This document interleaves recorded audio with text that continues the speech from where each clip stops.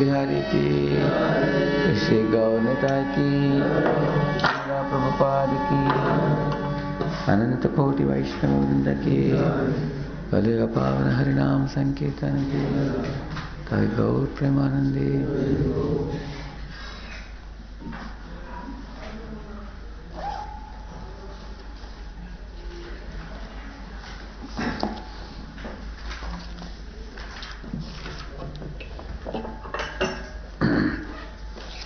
ओम नमो भगवते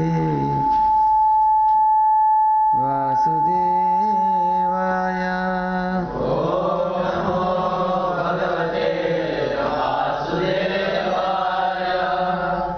ओम नमो भगवते वासुदेवाय। ओम नमो भगवते वासुदेवाय। ओम नमो भगवते वासुदेवाय।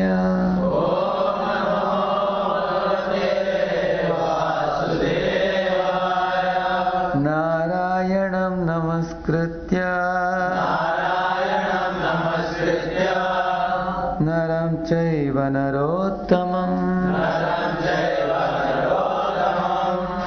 देवीं सरस्वतीं व्यासं ततो जयमुदीरये। नष्टप्रायेषु भद्रेषु नित्यं भागवत सेवया भगवत्युत्तमश्लोके भक्तिर्भवति नैष्ठिकी। कृष्णाय वासुदेवाय Devaki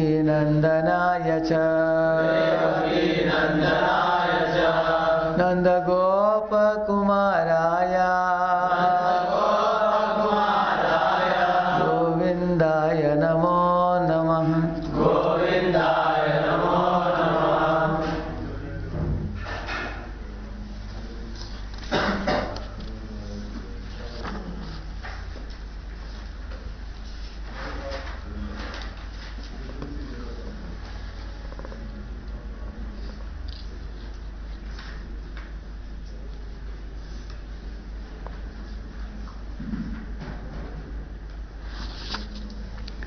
They are reading from Srimad Bhagavatam, first canto, 17th chapter, text number 22.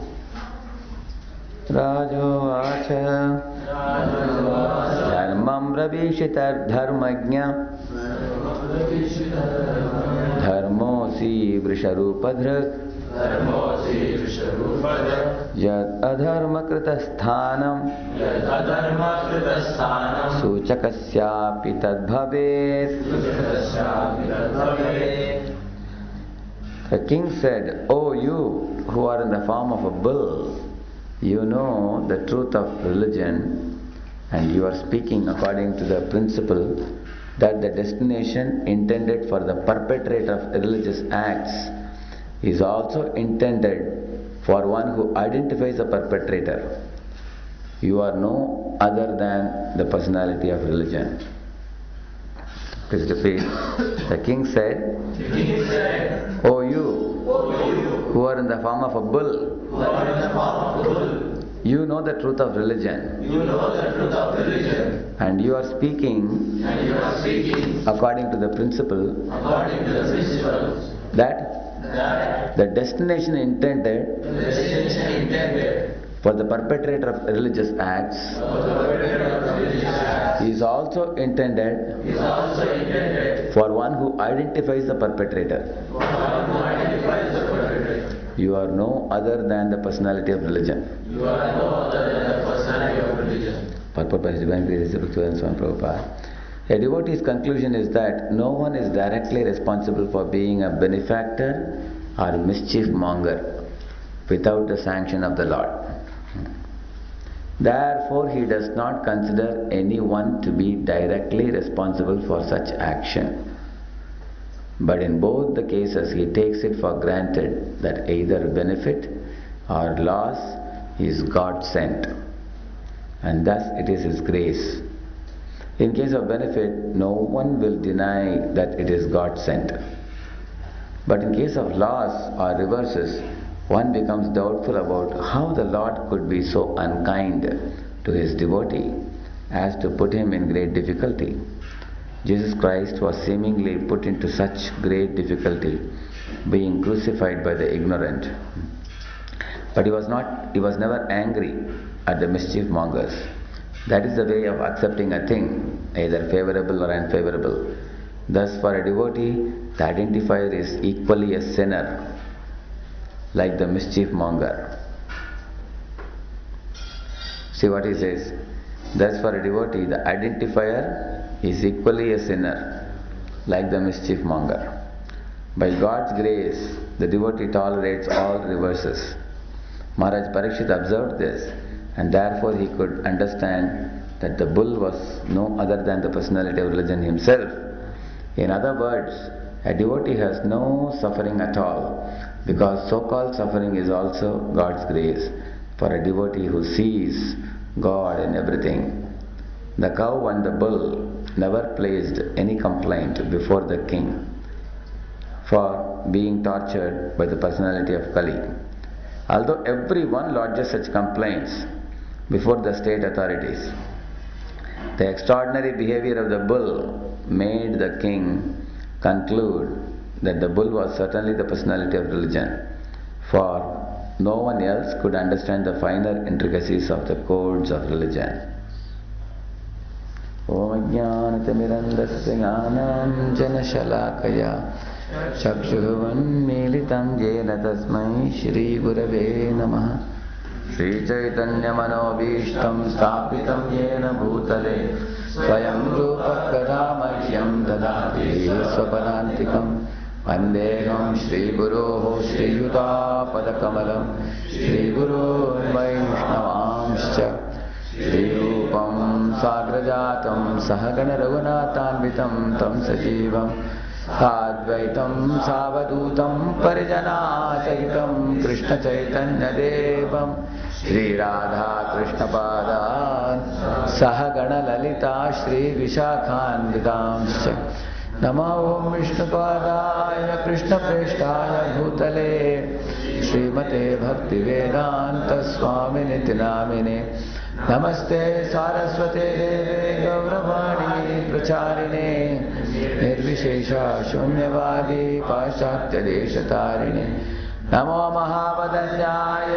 कृष्णप्रेमप्रदायते कृष्णाय कृष्णचैतन्य नाम्ने गौरद्विषे नमः हे कृष्ण करुणा सिंधो दीनबंधो जगत्पते गोपेश गोपिका कांत राधा कांत नमस्तुते तप्त कांचन गौरांगी श्रीराधे वृंदावनेश्वरी वृषभानुसुते देवी प्रणमामि हरिप्रिये वाञ्छाकल्पतरुभ्यश्च कृपा सिन्धुभ्य एव च पतितानां पावनेभ्यो वैष्णवेभ्यो नमो नमः। जय श्री कृष्ण चैतन्य प्रभु नित्यानंद श्री अद्वैत गदाधर श्रीवासादि गौरभक्तवृंद हरे कृष्णा कृष्णा कृष्णा हरे हरे हरे राम राम राम हरे हरे। हरे Krishna.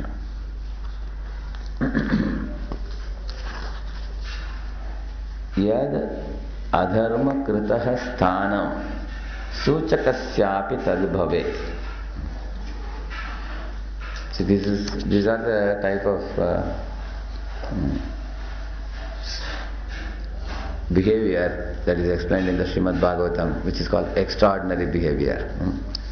He's saying the extraordinary behavior of the bull made the king conclude that the bull was certainly the personality of religion, for no one else could understand the finer intricacies of the codes of religion. What is the finer intricacy of religion is explained here. Yad adharma krita sthanam suchakasyapi tad bhavet. See, adharma krita means one who is performing religious acts. Yat adharma krita sthanam means his destination. The destination attained by a religious person who is perpetrating a religious act. That destination, tad bhavet means the same is attained by a person who is pinpointing hands to him. Suchakasyapi is saying. One who is pinpointing or identifying that person as the one who is perpetrating a religion.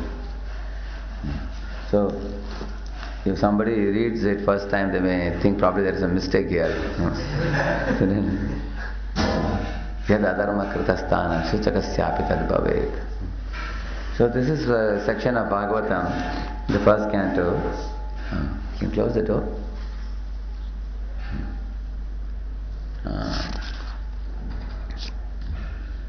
You see, this is a section going on. When Parishit Maharaj was going on a world tour to check the situation of the world, whether people are happy in his reign. So at that time, of course, he saw many positive things happening in the world. People are very satisfied and happy in his rule, and they were reminding him of his forefathers like Arjuna and Pandavas, how they were such pure devotees of Krishna. So much so, they said Krishna became their Shantidut messenger. Krishna became the Sarathi of your grandfather Arjuna. In fact, Krishna would walk behind Yudhishthira Maharaj, follow him like a younger cousin, brother. And Krishna ate with them, he played with them, he slept with them. In this way, they said, there is no limit to the good fortune of your grandfathers. And you are coming in the same family, and even you were protected by Krishna in your mother's womb from the Brahmastra. So when he heard all this, he was very happy. Anybody would come and tell him the glory, he would give them necklaces and gold and silver and charity, because they are reminding him of Krishna. feel very happy. In this way, wherever he went, everyone was very happy. But at one particular place, in certain places he saw the symptoms of Kali slowly coming in. Like symptoms of Kali are mentioned in the Bhagavatam. How brother and brother, they quarreled. Father and son quarreled. Husband and wife were separating. In some places the cows were very skinny and bony. Like that. Sometimes there were no clouds in the sky and no rains, only the thunderbolt and sound, dub sounds was coming. So the rivers were dried up, these kind of things. So in certain places the Kali Yuga symptoms were coming in. But when he arrived at one place, he saw a man wearing black dress, wearing a mukut, appearing like a king, or dressed up like a king, something like fancy dress competition. He was dressed up like that. And he was beating a cow and a bull. And the bull was standing only on one leg and 3 legs were like bent. They were trembling. The bull could not stand. Have you seen sometimes bulls like that? Their legs are bent and broken. Sometimes they are not able to sit. Like a dog has a broken leg. Like that, the bull had a broken leg. 3 legs broken and only one leg he was standing on. And there was also a cow nearby who was constantly shedding tears. And so he immediately arrived at that place, and seeing both of them, he spoke to them. He said, just because Krishna and Arjuna, they have disappeared from the planet, does that mean that there is no dharma which will be upheld? Are people thinking that there is nobody to uphold the dharma? I am here, who is the descendant of Arjuna, with a sword. If anybody goes against the religious principles, I will right now sever their head, and I will offer protection to those who are weaklings. And then he told both of them, please tell me what exactly happened. Who bet you? Give me the reasons. So you will find there is a conversation that comes.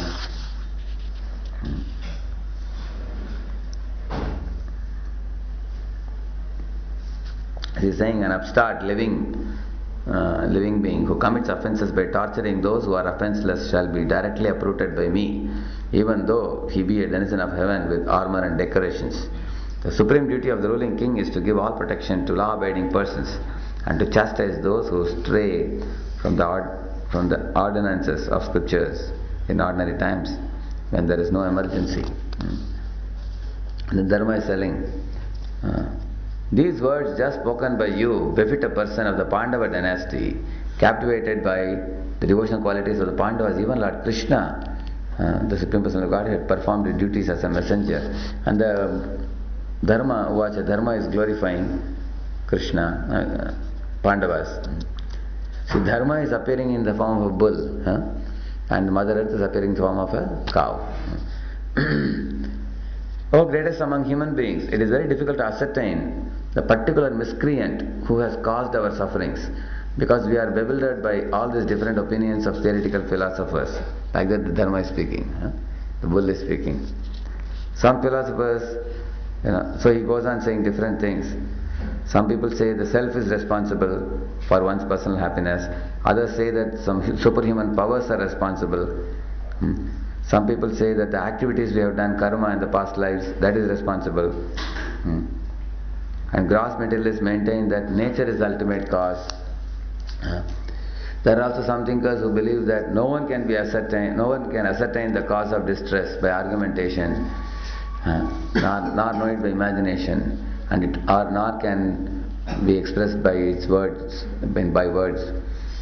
O sage among kings, judge for yourself by thinking over all this with your own intelligence, he is saying. In this way, the bull, Dharma bull, did not exactly pinpoint hand to that Kaliraj, who was standing just by the side of this cow and bull, nearby. So, he is telling, don't ask me who is the perpetrator of this sinful act, but you yourself identify it yourself, like that he is saying. Don't ask me.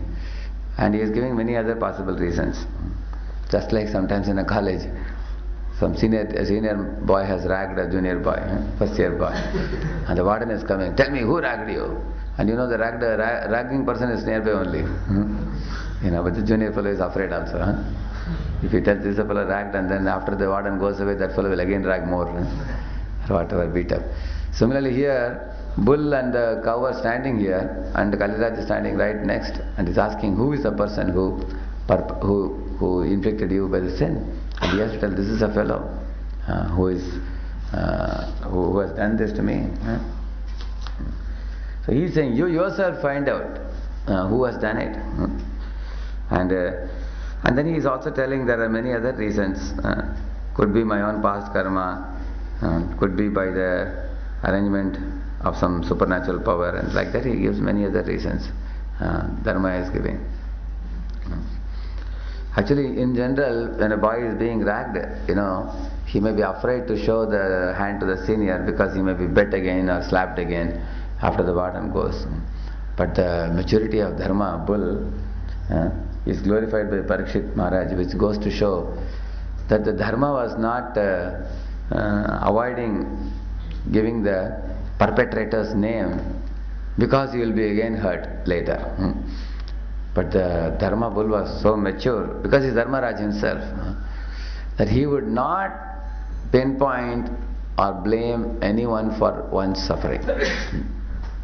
He would not blame anyone for one's suffering. That is what is said here.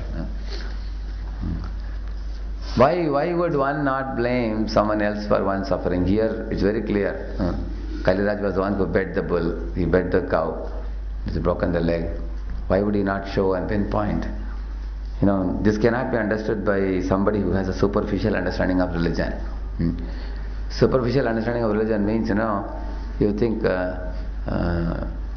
this fellow committed a mistake because of which he deserves to be blamed, or he deserves to be punished. Immediately one may push the blame. You see, in Kurukshetra battle, in the beginning Arjuna cried, at the end Yudhishthira Maharaj cried. After the battle, one cried before the battle, one cried after the battle, isn't it? But you find both of them, they never argued that the opponents are miscreants, they are rascals, they are atatayis, 6 kinds of aggressors, one who fed poison, one who is putting fire to the house, one who is doing balatkar to your woman, one who drove you out to the forest, and one who hatched plots to kill you. Such people are atatayis, and they deserve to be killed. But Arjuna never argued that these are atatayis and killing them is justified.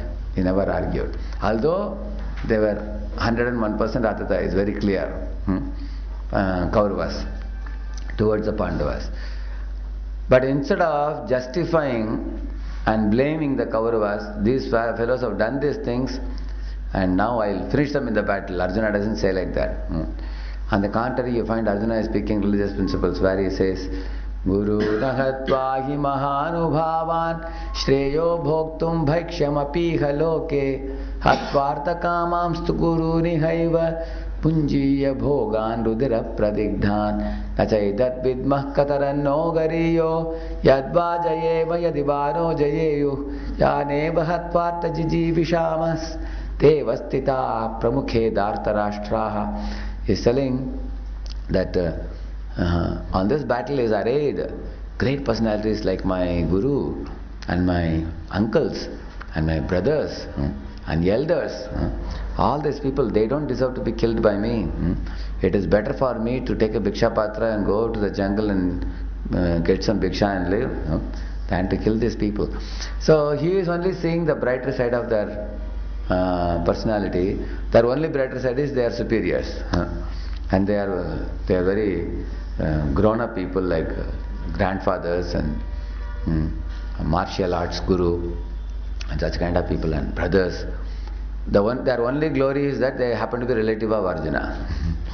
They happen to be cousin brothers of Arjuna, that's all. And that is glorifying.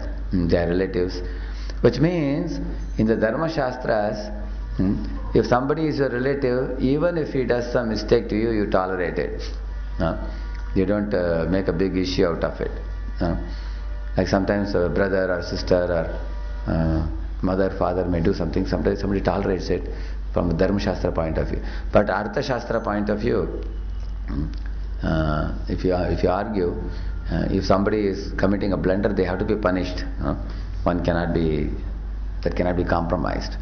So you find Arjuna, he doesn't see what nefarious activities they have done.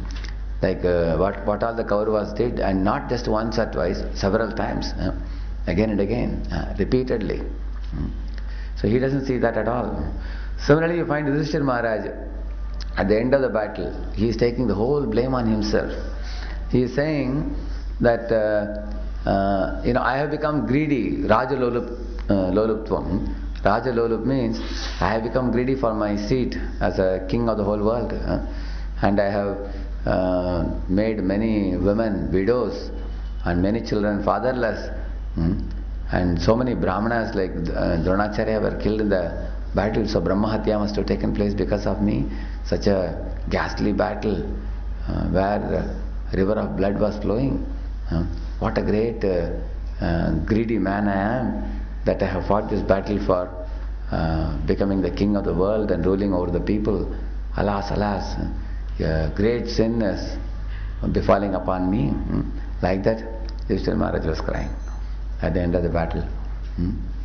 But in fact, even Krishna couldn't convince him, Vyas couldn't convince him until he met Bhishma Pitama, who spoke very powerfully and convinced him. So you find Yudhishthira Maharaj taking responsibility on himself without blaming the Kauravas.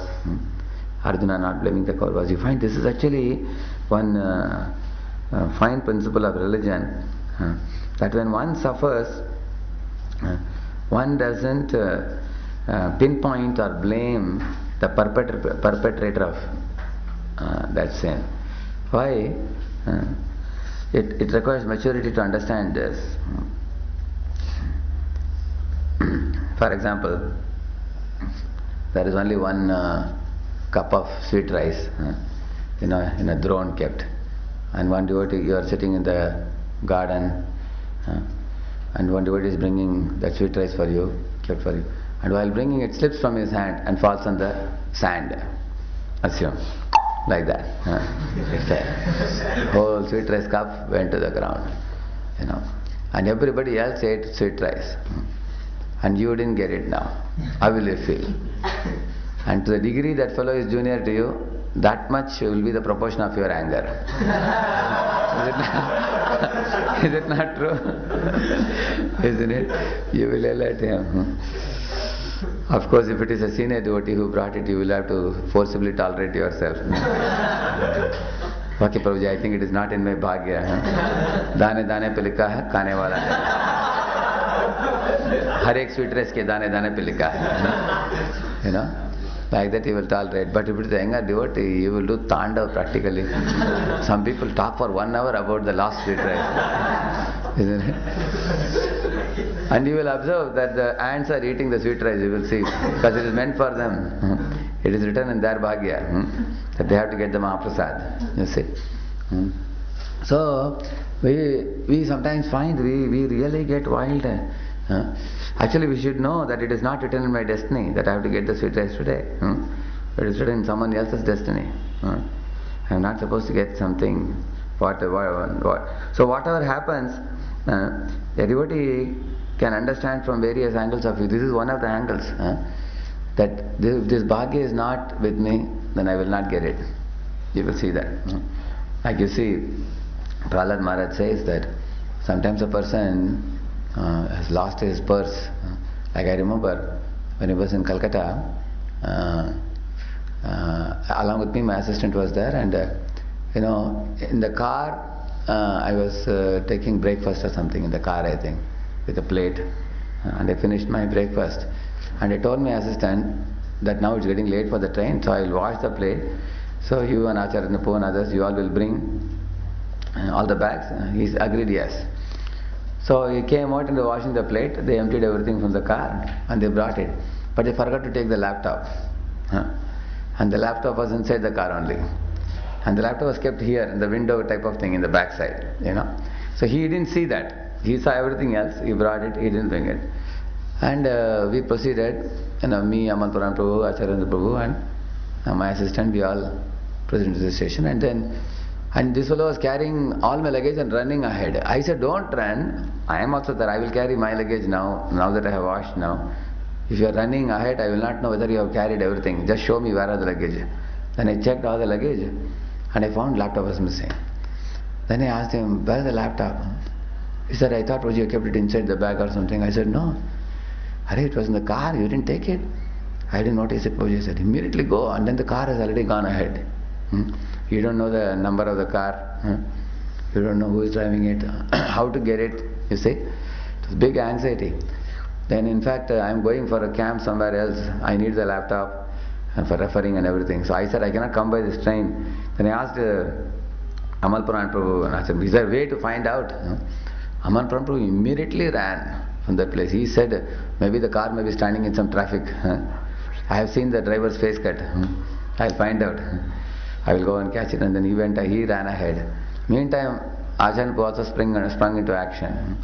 He called up the person who got the driver and he found out his name. His name was Pandey or something. And then he called the taxiwala people's Sangha or something and found out his phone number. And then he called the taxi driver. He was a little dharmic person, good person. He was having chandan, kumkum and all. So he called him and he called up and he could locate him. And then he said, in your car, there is some very important thing I was left out. Go to one corner and stand in the corner. And he said, and by the time I was waiting in the train, there were only 5-10 minutes for the train to leave.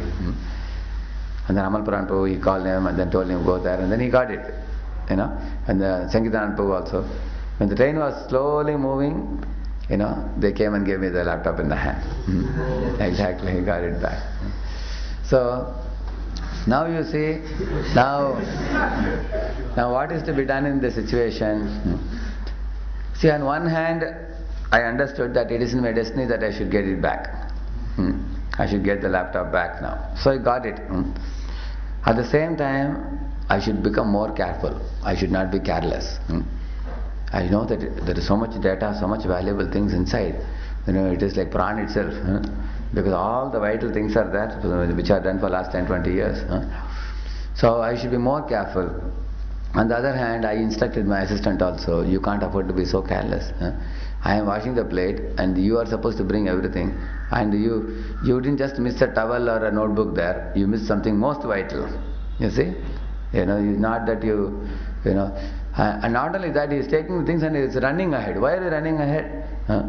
I wanted to examine whether you have taken out everything. See, the taxi was standing. And I wanted him to come and show me that he has taken out everything. But he was running away.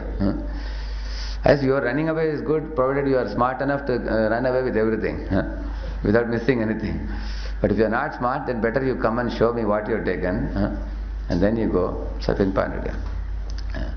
Anyway, one lesson I learnt in my life, everybody has different degree of smartness, and there is no point blaming them.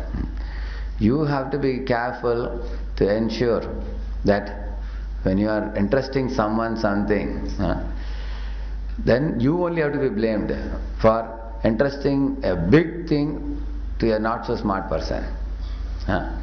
Then you only have to be blamed. Imagine, for example, somebody is a careless person. Like in a temple, devotees go for distributing Prabhupada's books. One devotee will take 10 books. 10 books are worth each 10 rupees. How much it is? 100 rupees. But he will go to distribute his books so far away that for the taxi and auto, everything, he'll spend 250 rupees. Can you imagine? He spends 250 rupees and distribute, and also he will bring 8 books back. Only 2 he will distribute. Is it smart enough? You see? Another person, he carries 30 books, 40 books he carries in the train, and he distributes books to everybody, here and there, all over the bogie. And while collecting back, some people keep the book inside their bag, thinking that it's a free copy. Keep it. And every time he will lose 50, 60 rupees he will lose. Every day when he goes for distribution. So these are not very smart people. Now we told them, you are not good in handling money. Better we don't give them that service. But if we keep on giving them service and losing money, who is to be blamed? We are to be blamed, is it not? So from some people you cannot expect any big thing. But then our expecting from such a person and giving, we only have to blame ourselves. We cannot blame them. You see? We cannot entrust big responsibilities to people who are not very smart, who are very small. Tomorrow you scold a not so smart person, he will become more upset with you. He is what he is, that's all. He is made up like that. His composition is made up like that. And by your shouting, he is not going to become more smarter. Is it not true? Of course you may tell him, please learn some good lessons in your life from this incident. You may say that, but actually some guys, you see, they will never learn any good lessons at all. They will remain what they are.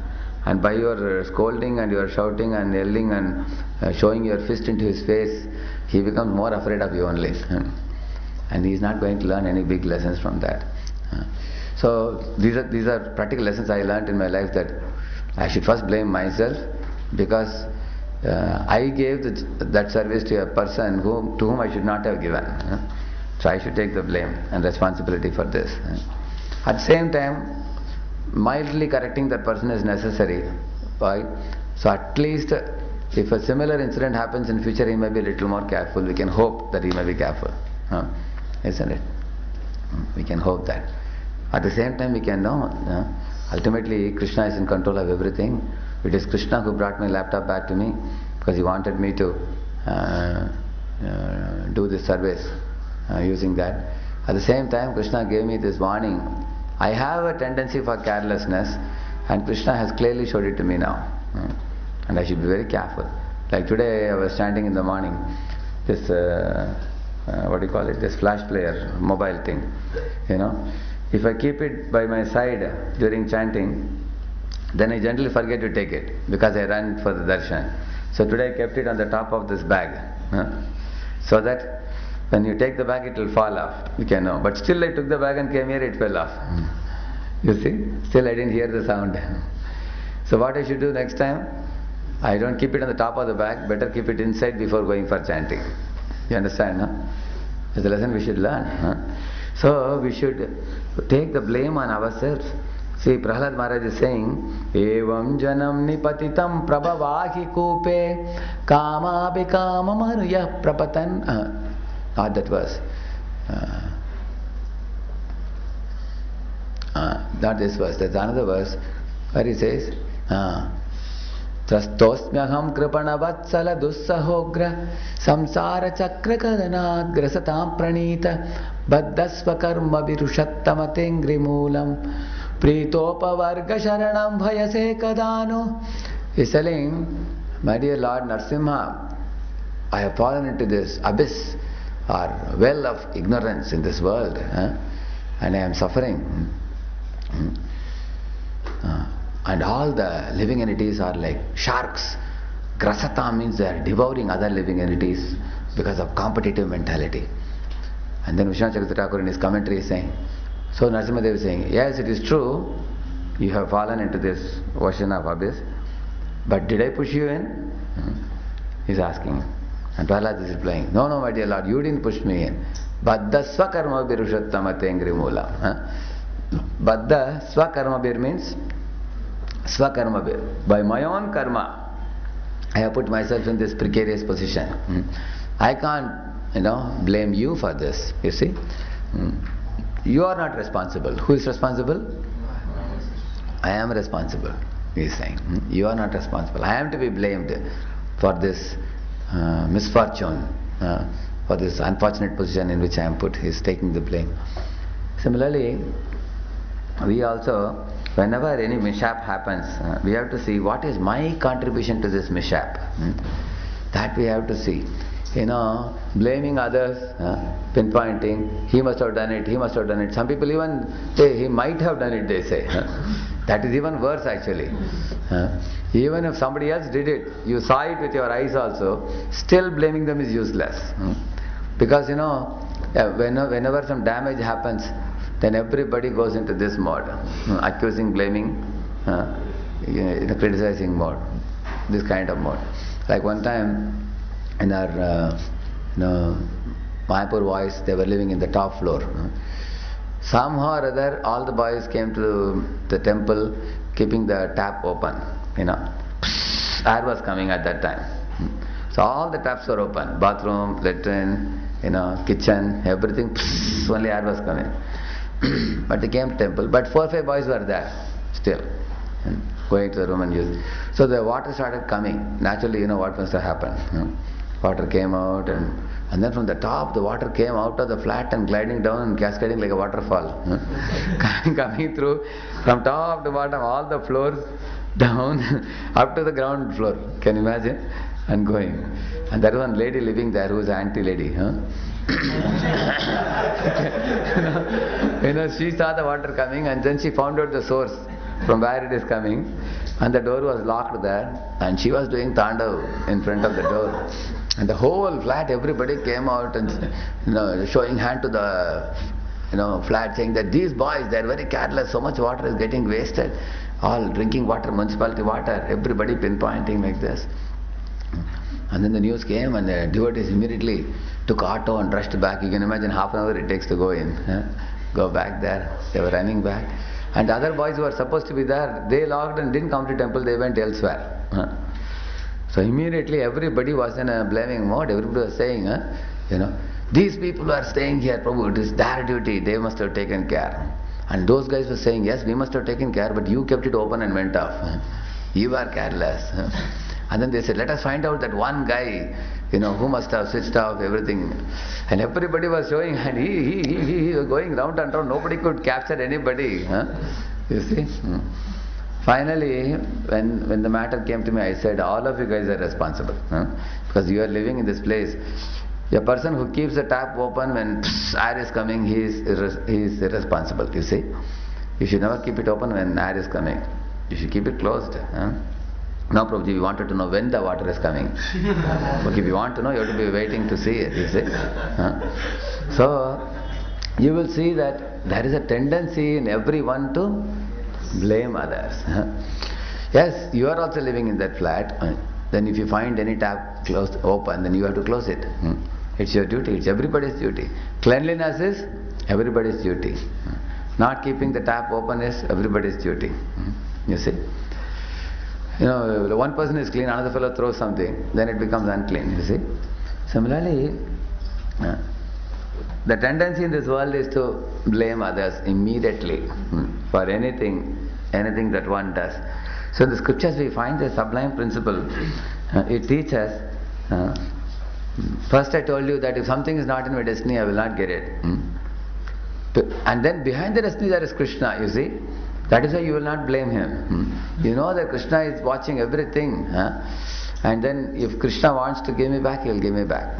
If it is not in my destiny, I won't get it. Just like Prahlad says, in that 7th canto, there is a verse which says, you may sometimes drop a purse in the market yard road, and now so many lorries and buses and cars and scooters are passing by, people are walking. And for everybody's eyes, it becomes invisible. And then when you go back there, you find the purse very safe on the road. And you think maybe somebody took the money and threw it away, you may think. And you open the purse and see every single penny is there, whatever was there. Any of you experience of this? Anybody? Isn't it? Yeah. On the other hand, a person may be a well-to-do man, he says, he is having a big gate with, beware of dogs. And he has put even a burglar alarm also. And is living, there is one steel door outside, one wooden door inside, and all kinds of things, and lens also, and chain also, and everything he has. And he has kept all the money, gold biscuits in the bureau, completely locked, and he has a chavika gucha, 12 keys, kept in the hip, and he is sleeping peacefully. How a thief will come in? Only Krishna knows. He comes from the back door or something. Isn't it? And he shows a knife and says, if you don't open the bureau, I will stab you now. And he makes him only open the bureau. And he takes every single penny in the house, loots the house and goes away, he says. So, destiny is very powerful. So, one should accept that if something bad is happening to me, it is destiny. Something good is happening to me, it is destiny. We say good luck, bad luck. But who is the good luck awarder? Bad luck awarder? Krishna. And Krishna knows the supreme justice, you see. Krishna knows the justice. See, the bad luck sometimes is a small bad luck, so we can tolerate it, you see. But sometimes the bad luck coming from the destiny may be very serious. Maybe it may even claim our death, claim our life also. It may be death also. Like, once school, at the last day, examinations were over. So the watchmen and others, they were closing all the classrooms and bathrooms and latrines and everything. So one small boy had gone to latrine to pass water. He went in, but by the time the watchman locked up the bathrooms. So the boy finished his passing water and came back and he battered the door. It was locked outside. Then he climbed up and tried to call through the window. No response. And it was the last day of the school. It was something like April or something. Can you imagine, in April and May, 2 months the school is going to be closed. So this boy shouted and yelled and wept and cried, battering the door, kicking the door, going round and round in the bathroom. Of course the bathroom is this big and many small bathroom latrines are there, but he's going round and round, but he cannot get out. He's stuck inside. And his shouting is not heard by anybody because the whole school is locked. Everybody has gone. And the parents are searching now. And the authorities in school said, all children have gone away. The school is locked. Your child is not here. And the parents are searching for the child everywhere else. At last this boy became skinny without eating, without drinking anything. He was trying to eat his own flesh. And he couldn't eat it, survive. At last he died. And the school opened. That time they realized. Can you imagine? It came in the paper. So some people said, how can be God so cruel? He killed this child so mercilessly. How painful it is for the parents and the authorities of the school. And nobody can be blamed, because nobody intended to kill this child. But how can this child die? All these questions came in the paper, people asking and everything. But what is the reason? Sometimes if somebody kills a child in the womb by aborting a child, by not letting the child see the daylight, child is already, life is there, child wants to be born, and you stuff the child inside and you crush it and kill it. That is abortion. Abortion means initially they send a knife, kind of one thing, it cuts like cutting a cucumber, like that it cuts. Then they send another thing to crush the skull and remove the brain substance. That's what they do in abortion. And thirdly, they send a liquid to emulsify the whole thing and remove the whole thing. When the whole thing comes out, you will find hands and legs and trunk of the child, everything. It's practically gruesome murder actually. If somebody kills a child like that in the womb without letting it take birth, in the next life God also arranges a situation where one is stuffed into a place like that, one is unable to come out. Like you see people die in lifts, or people die in tsunamis, buried underground under the sand. People die. Why these people die like this without seeing the daylight? Because they submerged the child and killed it, you see. For everything there is a reason, whatever happens, you see. Or some people were put in twin towers and set ablaze, and people were jumping off from the top and falling on the ground like tomatoes, splitting to pieces, like that. They thought, heat inside is worse, better to jump off and leave the body than to be burned alive. So that was, people asked, how can God be so cruel? Actually, God is not cruel. Cruel people get cruel results in future, eventually. Those who have exhibited cruelty. Now people are killing millions of cows in slaughterhouses. So every single hair on the cow's body, that many times they have to be killed. Can you imagine? Yeah. Because cow is a very sacred animal. So In this way, the destiny is very powerful. That Lord keeps complete track of everyone's good and bad activities, and the results are going to come. Like for example, if we hurt someone by slapping or pinching or beating, then we get painful slap or beat or pinch. If we hurt someone by our speech, then we also will be getting similar hurt speech from someone else. You see this Avanti Brahmana in the 11th canto. It is said he was actually a very wealthy merchant, well-to-do merchant, but he was a kanjus, very miserly person. He would always, put a wet towel in the belly and not even eat properly himself. So much money he was saving in the bureau.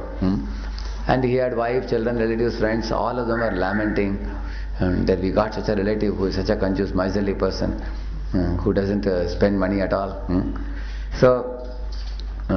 And also he was flourishing in business at one time. At another time, the whole business fell apart. He became poverty-stricken.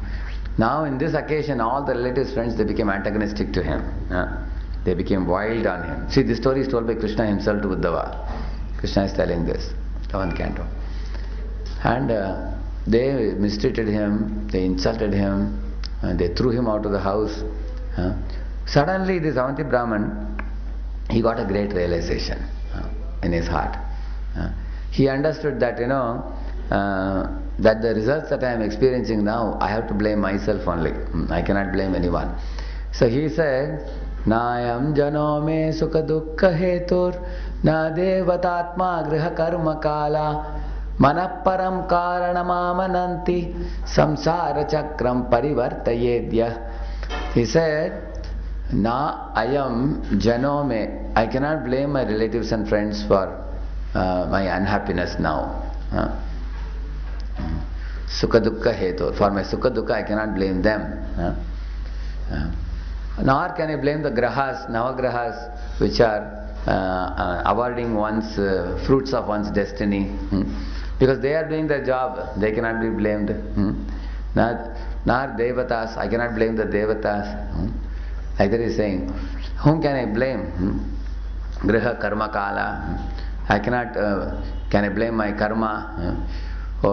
In this way he is telling many, many different items, and then he is saying, Mana param karanamamanati. This mind is a very dangerous thing, because mind is compared to a chabi. If you move chabi in one direction, you can open the door and go into the room, and you can liberate a person from the room. And if you close the chabi in another direction, you can lock the room, isn't it? Similarly, this mind brings happiness and distress by the way it impels one to act. And samsara chakram parivartayate, and it makes one rotate in the cycle of birth and death again and again repeatedly.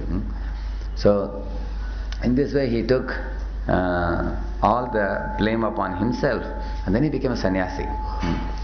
When he became a sannyasi, still he was stoned by people. Somebody passed a foul air on him, somebody passed urine on his head from behind. People, they treated him like a bhikari who is a shelterless person.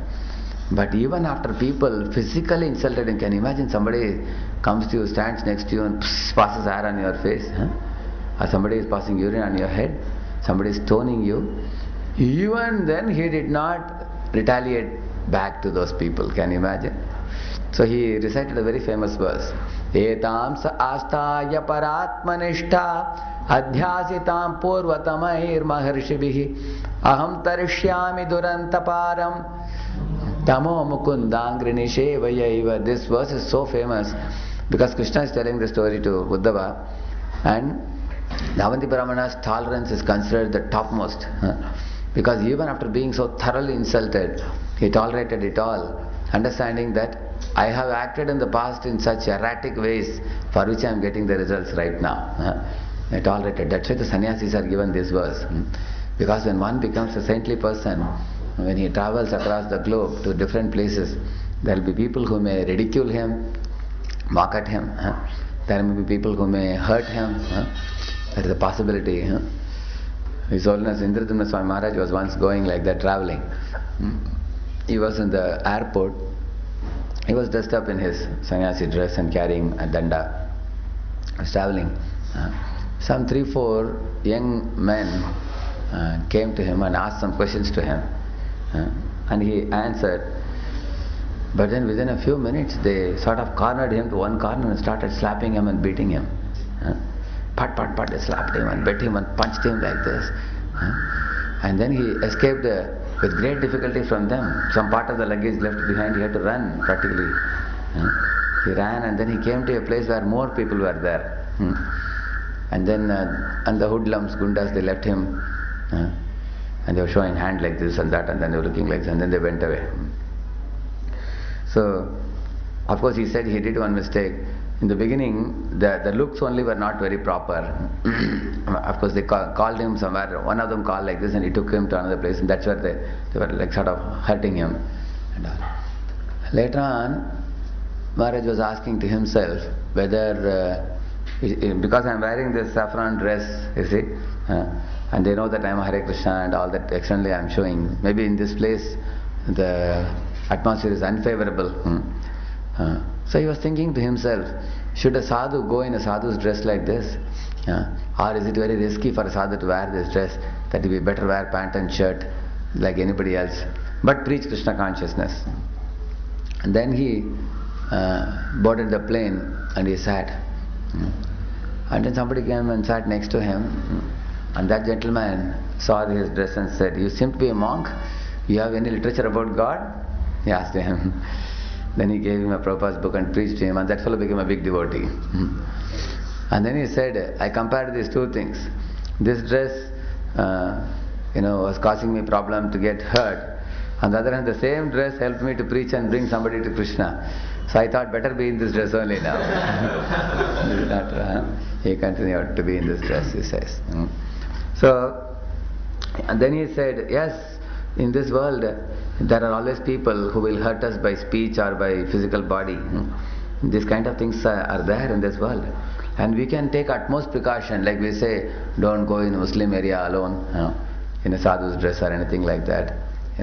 He may be hurt. You can take some precautions like that. And we tell the devotees to always go in tutu. Suddenly some Rama Janmabhoomi fight is going on, it comes in the paper. Then everywhere there is a tense situation, bomb blast is happening. People are catching Hindus, Muslims and hurting. So if there is a curfew, then one should not go out. Take some precaution to stay in, even if need be for 3 days, for 1 week or whatever. And all these things are passing phases in the material world. They come for a short while and they go off, isn't it?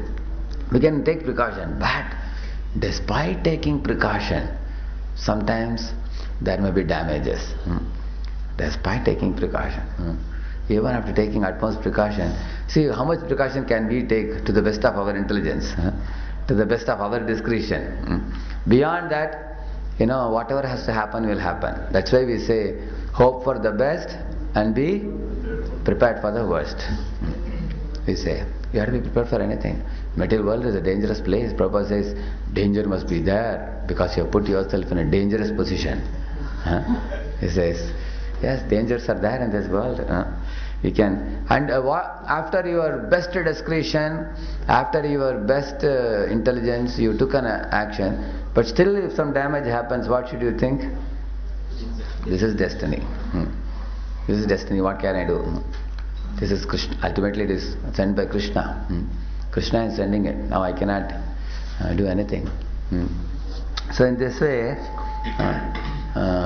he also, Avanti Brahmana also said like that. He accepted. And then he became a sannyasi, taking a danda. See, this is why the sannyasis are given this verse at the time of sannyas diksha. Etam sa asthaya paratmanishtam adhyasitam purvatamair maharshibhi. I will not get disheartened by the unfavorable destiny that is coming my way. I will not go to some psychosomatic depression. I will not give up my path and say that, oh, why I am suffering so much, No.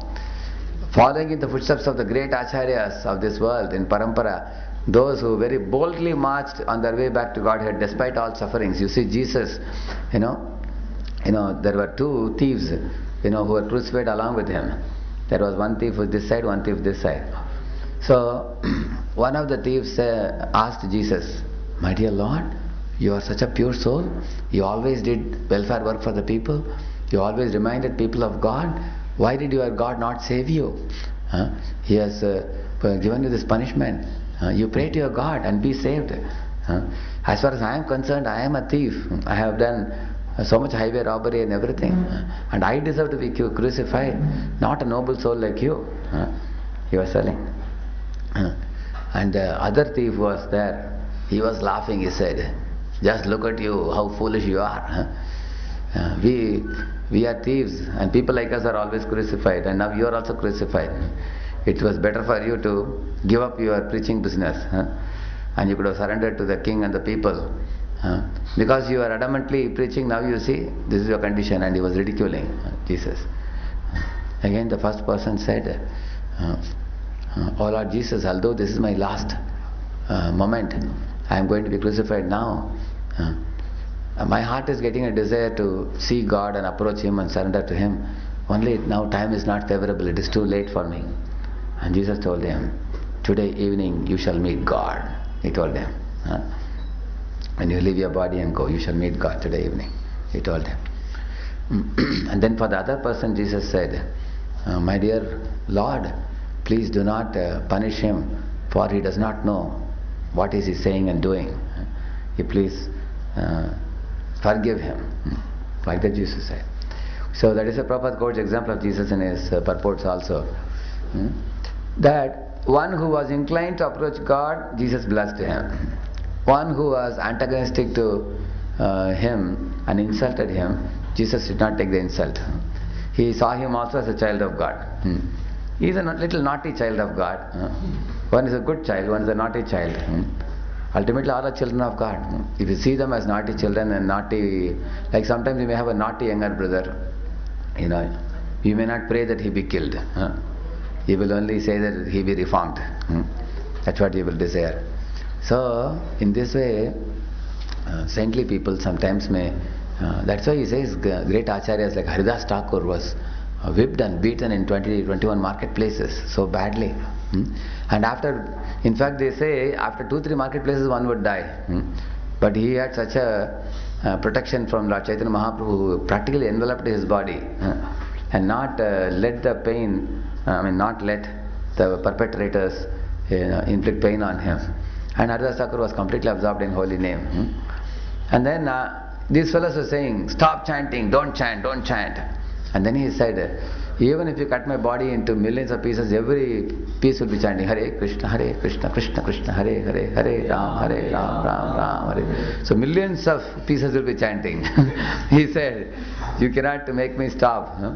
And after 21 marketplaces, those fellows, their hands and legs were paining, and they started crying. They said, you see, if you don't die, then they will, our Kazi will kill us.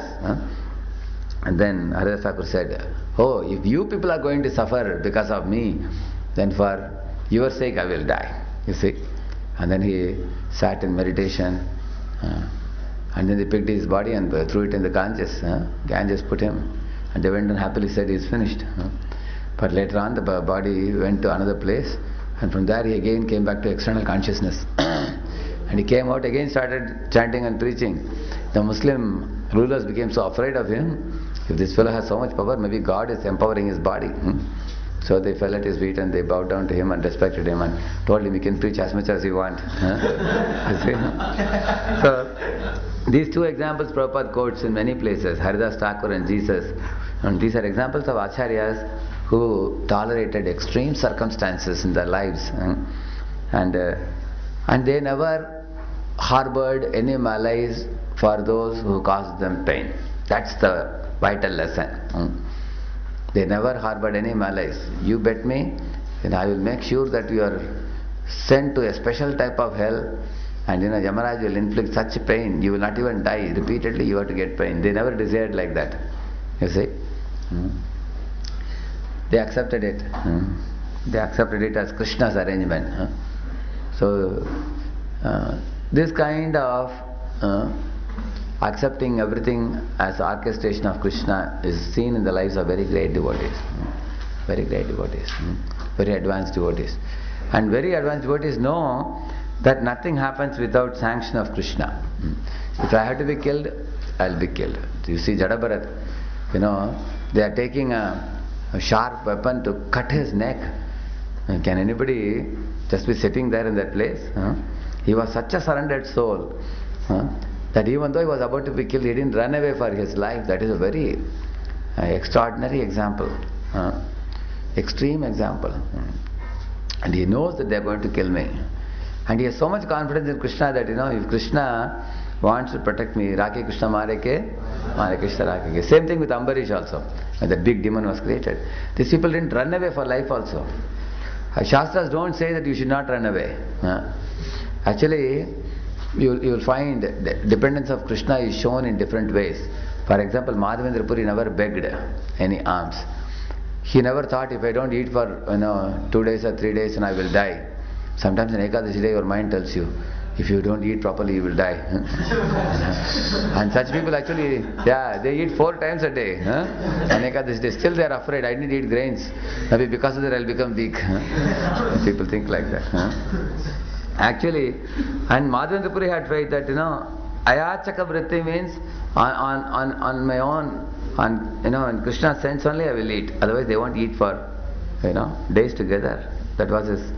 But the Goswamis, they were not practicing Ayachaka vritti. They were following Madhukari. They would go door to door, ask for some alms, accept it, and engage in preaching. So you don't have to follow Ayachaka vritti. That is meant for some special souls. They do. But they followed Madhukari. In the same manner, if there is a threat for one's life, one can try one's best to protect oneself. But despite our endeavors to protect, sometimes we may not be able to protect. Damage or loss of life. Then one has to leave it to Krishna ultimately. Ultimately, it is in Krishna's hands only. Now, loss of life is a very big thing. But lesser than that are many other circumstances that we all encounter in our life. Loss of assets, loss of money, or some damage to one's body by somebody else, or some insult hurled upon us by somebody. So in these situations also, how should we respond? That's the most important thing. So in the Proactive Leader book I had given some section about this. So I'd like to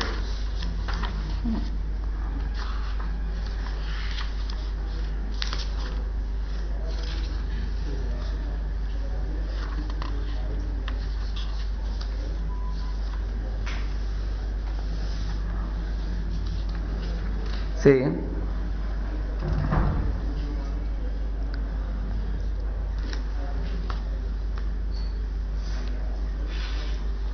everyone in this world is subjected to some stimulus or other at different times. But between the stimulus and response is a human being's greatest power, the freedom to choose. We may feel like responding in a certain way, but when we live our lives close to our values, we can subordinate our feelings to values. This will make us act responsibly. This is called responsibility. A God-conscious person never blames anything, circumstances, conditions, or other people for his actions. He is aware that he has chosen to respond proactively based on chosen values rather than act reactively, allowing the stimulus to dictate the response. It is not what happens to us, but our response to what happens to us that hurts us. Again, I will repeat this.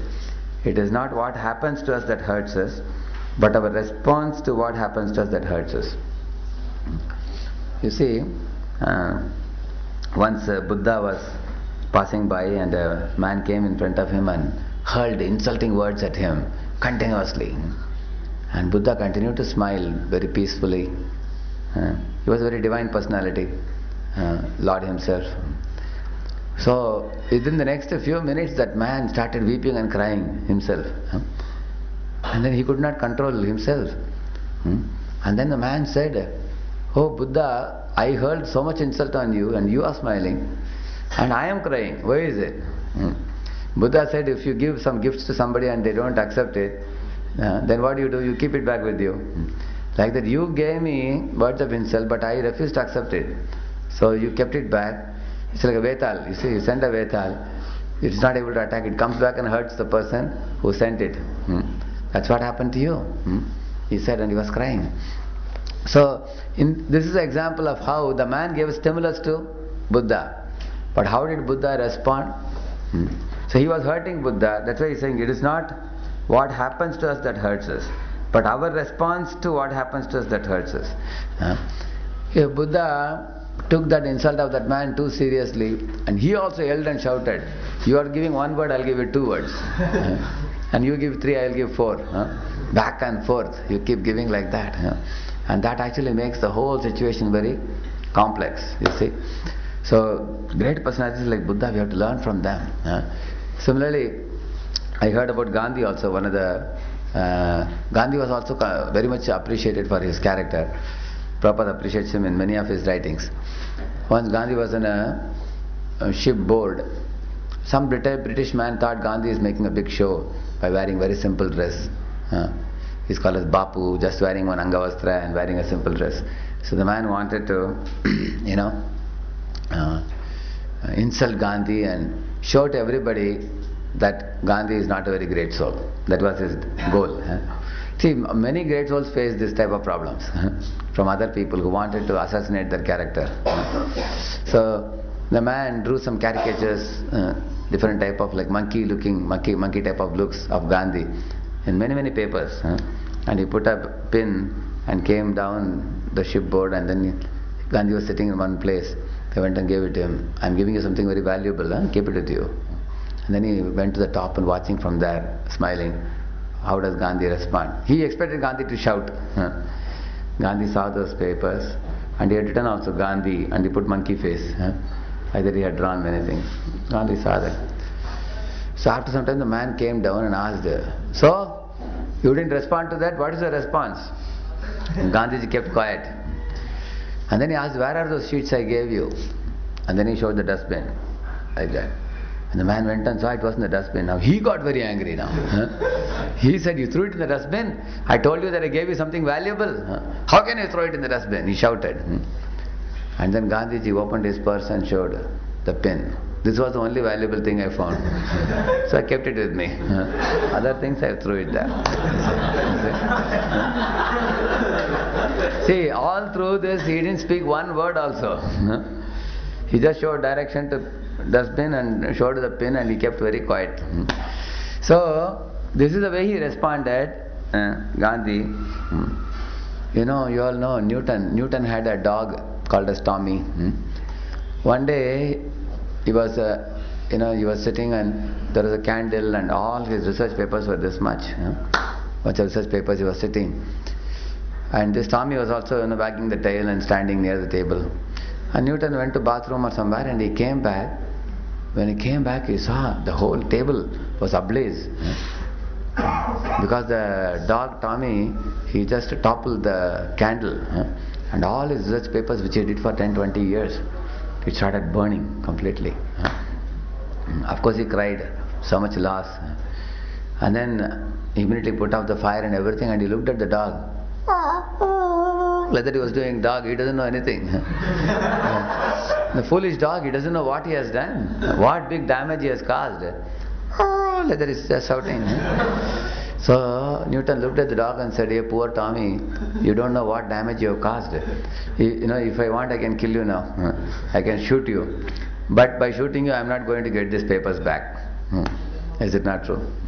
So what can I do? You are a foolish animal. So like that he suddenly tolerated, you see.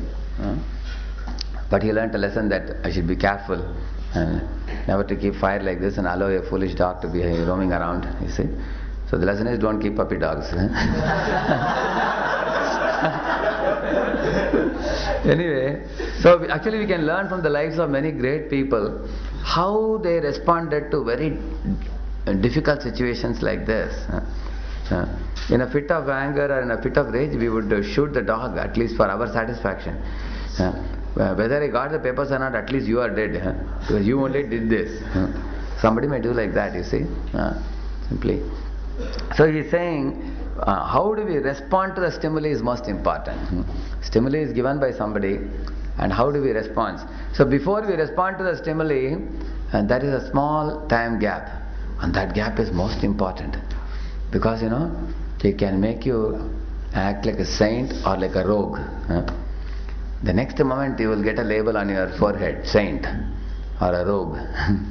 And that reward is going to be given to you based on how you act. There are only few minutes or few moments left at that time when some stimuli acts upon you.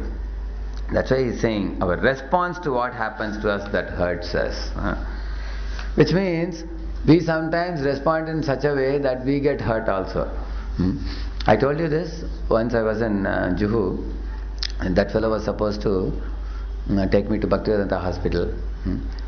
So one driver there, so he was driving me and I was sitting behind. So there was a lot of traffic, in the evening. So one boy was going in a bike. He was, instead of taking over from this side, he took over from this side, and then he hit the sumo that mirror, which was on the side, and then he went ahead. So our driver became very upset.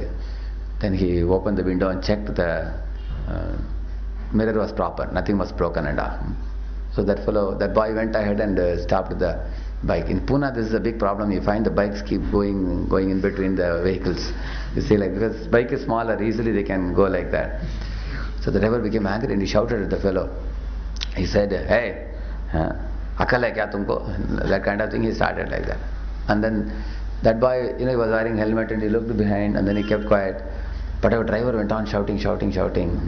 And that fellow took off his helmet and then looked back and he gave some bad words to the driver. Scolding. And then when the driver heard the bad word, then he also heard some bad word, which is commonly known in the public, dirty words, foul words, you see. And once, twice they were giving to each other. In the meantime, the signal was on, and the bike fellow, he started proceeding ahead. And then our driver was driving and he looked behind and said, "Sorry Prabhuji, आपके सामने इस तरह के गंदे बात बोलना पड़ा मुझे."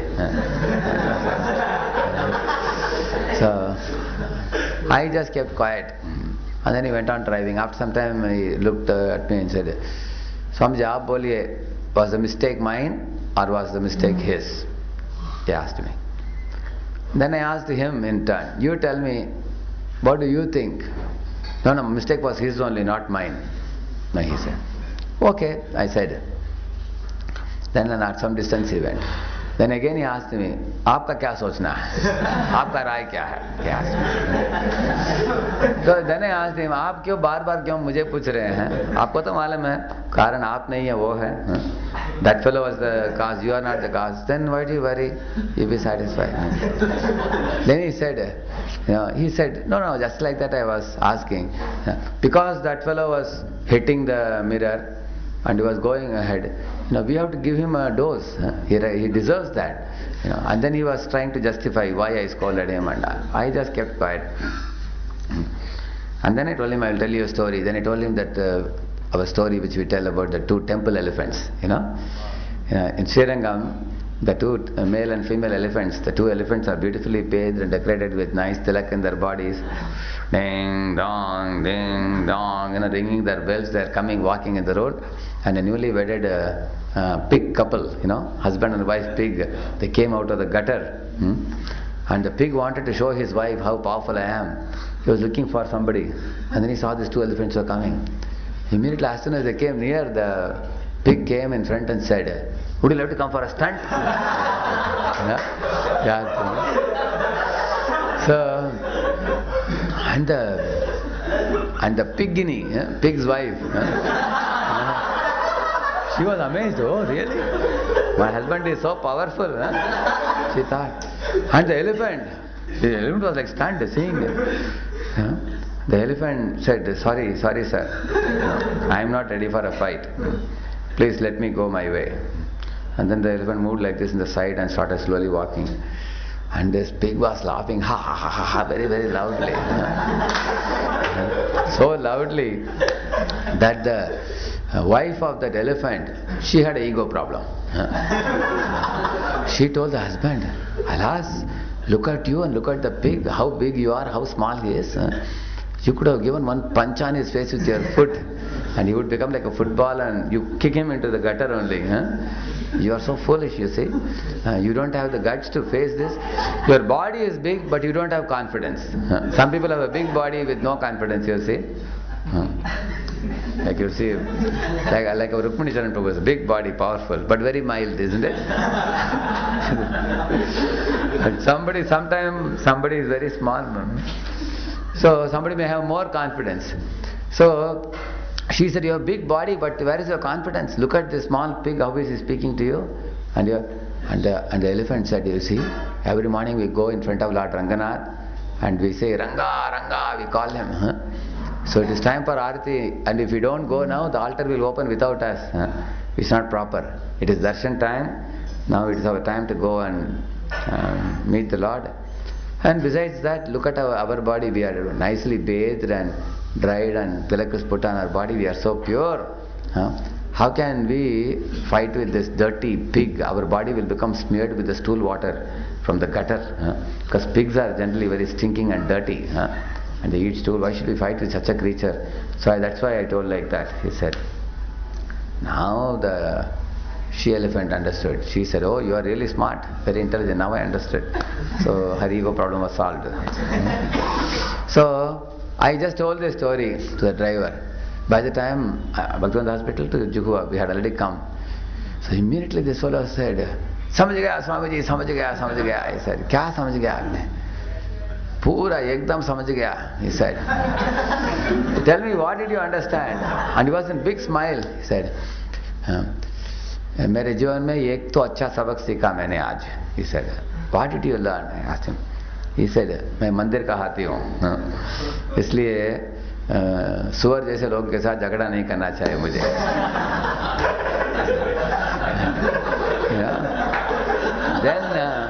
Then I asked him, now you tell me who was at fault. He said, I am at fault. He said, because when that boy went like this and hit the mirror, he didn't break the mirror. It was slightly hit. If he broke the mirror, you could take him to traffic policeman and get a charge or something. You can do that. But he slightly hit it and nothing happened to the mirror. But it was me who began the quarrel. By calling him akal hai, kya hai, like that. And then I started speaking too much. And then he gave bad words. At least I could have stopped there. Without, when two hands come together, then there is sound. One hand comes, one hand goes, there is no sound.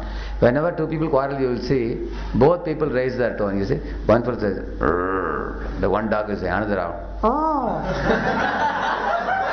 Isn't it? And this dog, Rrr. He says, another. He says, you seen that? Two dogs. And after that you will find both of them fighting, running behind one another. You seen that? So you will generally find two parties are involved. Sometimes you find one boy saying, other dog makes no sound.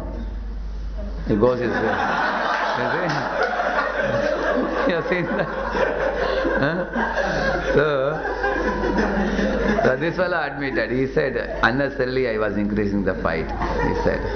And then he said, you see, I am like a temple elephant. I also wear tilak, I am working for the temple, I am a driver for the temple. And I should not speak such foul words. God will not be happy with me, he said. So I was very happy that he learned a nice lesson in life, you see. So, that's why he says, it is not what happens to us that hurts us, but our response to what happens to us that hurts us, he says.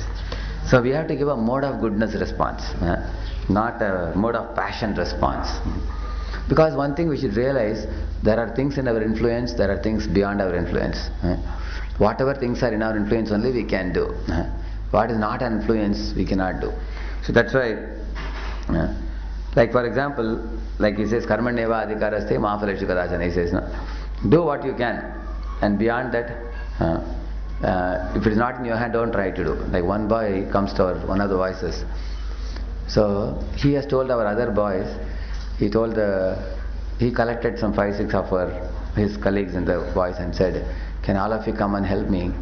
And they asked, what help you want? He says that I want to beat up 2 boys, in the college. I said, what is it? He said, before I came to boys, those fellows troubled me very much. So I wanted some help from you. Now that you all are there, so many of you are there in boys, so come and help me with it. So they asked that, at least they said, Prabhuji, before we beat up, we better ask our leader. So they asked the PM, Prabhuji, can we go for beating up somebody?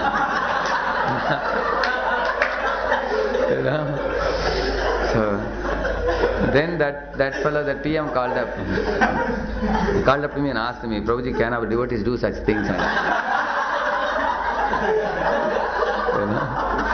So then I told, see, this was his individual problem, and that too before he became a devotee. Somebody else did it to him, like that. Now I told him, try to use your brain. If you send a group of 6-8 people, you go and beat up there. And then will those guys keep quiet? Then now you beat them up, they will keep quiet now, tolerate you. And then they will make another group and come and beat these people. It will keep going back and forth, There's no end to it. And I told him that this fellow was beaten before. If you carefully analyze the situation, he must have spoken rudely or something. Generally, why people get beaten up until oftentimes people speak rudely and act rudely, and then they get something like that. So in such type of situations, it is better for us to be very cautious. Like you see, Yudhishthira Maharaj and Pandavas, when they found out that Bhima was poisoned by Duryodhana, immediately many of them felt we should take some action now against Kauravas. But Yudhishthira Maharaj was very intelligent. He said we should not take any action. He said, why? Because we are on a weaker side. We are only 5, they are 100. And besides that, we are not in the ruling position now. We are small children now. And before attacking anyone, we should know our capacity. So we should not attack back now. So better we keep quiet, he said. So in this way, we should not unnecessarily increase the quarrel, fight. It requires some amount of tolerance and forgiveness to do that. And if one is being repeatedly exploited by somebody, then you should go to authorities who can help. We can find out whose authority who can help us, you see. That's why he's saying here. Like some people say now. If only I had a more cooperative team, I would have achieved success. Somebody says, this is useless. Don't blame the team. If I could have just more time to myself, useless, because everybody has the same amount of time. You should know how to do samayaka sadupayog. You should know. If you have wasted time, don't blame others. If only I had a boss who wasn't such a dictator, then I would have done something wonderful. Useless. If you are blaming the boss, blaming your team members, blaming your subordinates, blaming climate, like one day in office boss asked the subordinate, so now it is evening 5 o'clock, have you completed the work? He said, my dear boss, please look out of the window, look at the sky. He said, what is it?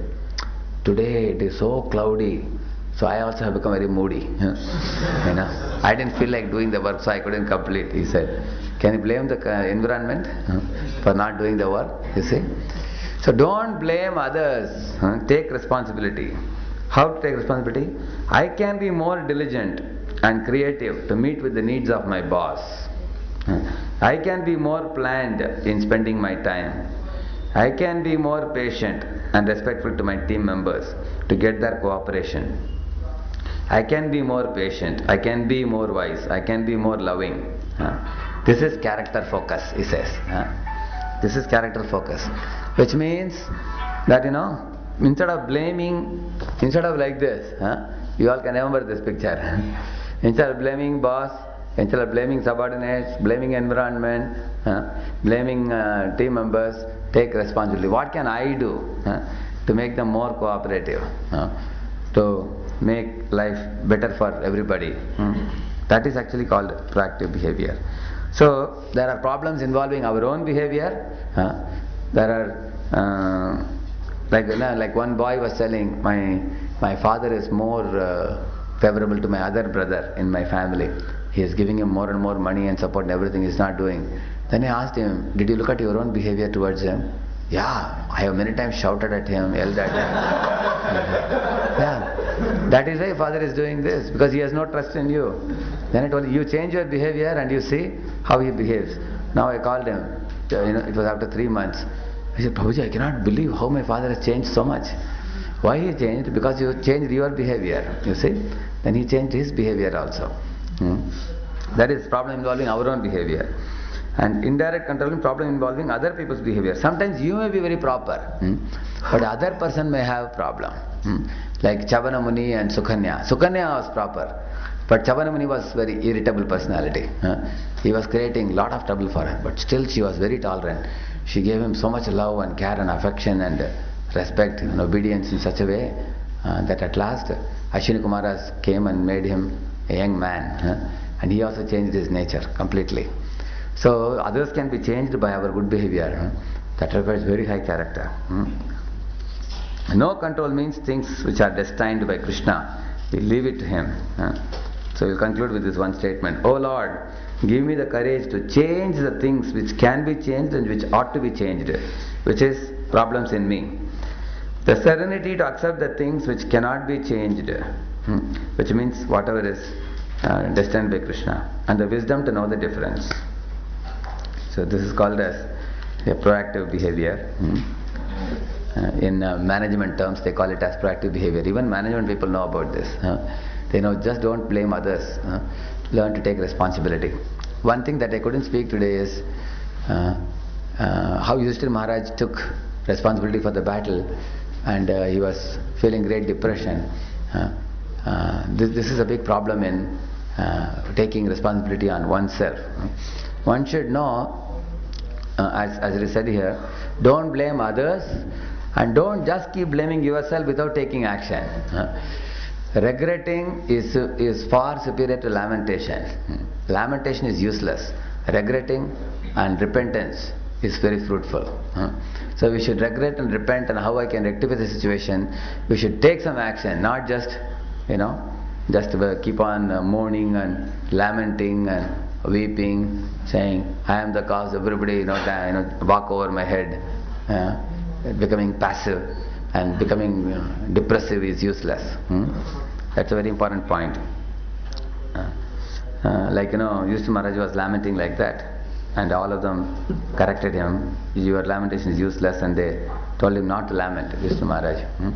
So we have to have some positive action to take whenever, not just we blame ourselves and leave it at that.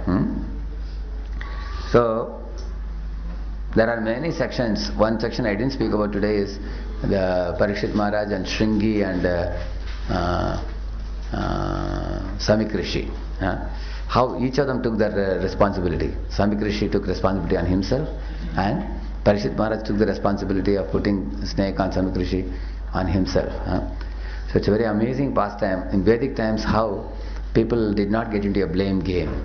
So the sum and substance of today's talk is, don't get into blame game. And learn to own responsibility and do the needful, necessary, by which you can bring happiness to you and happiness to others. That is the summary. Srimad Srimad Bhagavatam ki, Srila Prabhupada ki, Gaur Bhakta Vrinda ki. Thank you very much.